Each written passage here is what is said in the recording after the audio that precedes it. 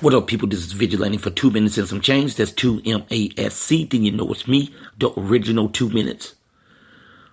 City after city. I talked about it earlier. Violence after violence in the urban core. It continues.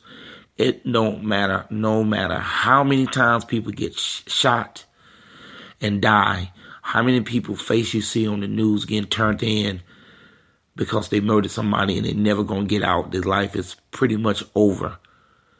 The system continues to drill out more people getting caught up in it. And it's to the point that it don't make sense. It don't make sense. You get example after example after example.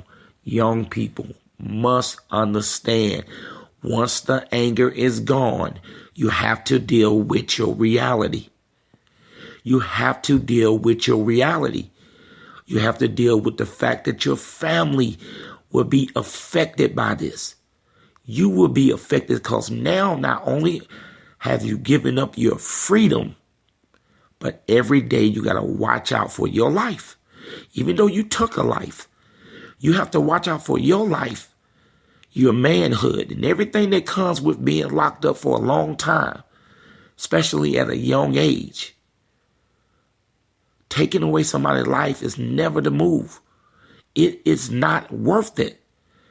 You can say this every day in any inner city. This is going on no matter how many times, whether it be their friend that got shot or their friends that going to jail for a long time. It still repeats itself. People still do it because all we do in society is promote violence. We love it in music. We love it in the movies. Law also saying that you can carry. Guns are popping up in places that it shouldn't pop up at. Guns give you a feeling of security. Makes people want to act a little bit more crazy. And the results are the same. Another young black person going to jail. I don't know what we call this. I was schooled on not calling it black on black crime. Okay. I won't call it that. Young people killing young people and taking away their freedom and taking away somebody else's life. And once again, this is happening at a rate that I don't like within my own community. I don't like it. And we all have to work together collectively to do something about it. It's tough when you think about it, man. Some family is up all night wondering what happened, while the other family is, where is my son? He need to turn himself in. Either way, everyone loses. The community, the families, and it goes over and over again. We got to do something about this. We got to at least start changing the narrative and the glorifying of violence. We must take a stand collectively. If not, the body count will continue. Let's see what Dre Mac's talking about. What's up? This is your man Dre Mac coming to you once again in the middle of 2 minutes of some change with your man Vigalantee, only on iHeartRadio. Excuse me. I'm kind of walking around and kind of doing this kind of freestyle. But today in the history report, I kind of want to just briefly just talk about, it's not an individual person, but I want to talk about propaganda in America. Now, propaganda in America, when it comes to black people, it's been more detrimental to blacks as far as a relationship or a correlation with whites. And I'm going to explain this to you real quick. Now, anytime you see any type of propaganda being shown, black on black crime is one of the biggest propagandas and one of the biggest spoofs of all time when it comes to recognizing the disparity between the black community and the white community. You can actually say, yeah, the black community has a lot of crime. They tag it black on black crime.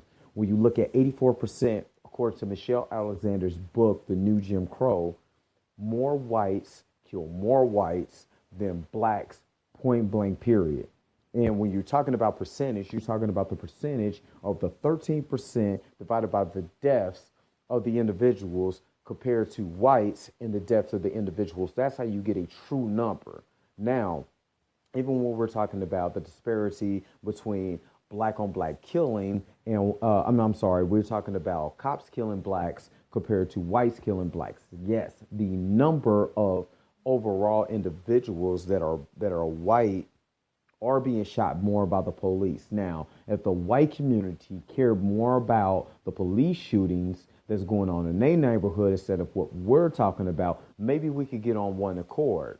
But when you look at the percentage, if we're 13% of the population, but we have more of our individuals being shot unarmed by the police, yes, our numbers per capita or per percentage is going to be higher. That's why we fight so hard when it comes to learn about what's going on in America. So please, if anybody who's listening to this, please don't fall into the propaganda trap. Propaganda has been against us from day one. There is a nice book called The Black Image and the White Mind by George M. Fredrickson. I bought this book from Amazon. It's like $25.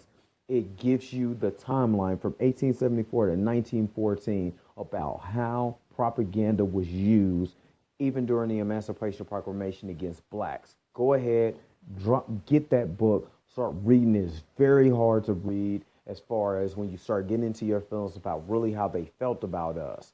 But it's so educational for African Americans and brothers here in America and white Americans. Y'all need to read this too. So again, this is your man Dre Mack, dropping another history note. Please follow me on Instagram, Pinterest, or Twitter, DreMac99. And Vidge, I'm gonna get it back to you before I end up taking over this show. Yeah. No doubt, man. I didn't even hear Dre Mac thing. I put it in there. You heard what I said in the first half. You decide. He dropped you some knowledge. He dropped you some knowledge on some things.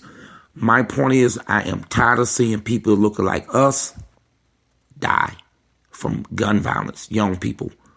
They are the future. But we have none if they're either locked up or in the cemetery by doing each other in. We got to change that narrative. Good job, Dre Mac. This has been Vigilante for 2 minutes and some change. I went over. That was the change. Out.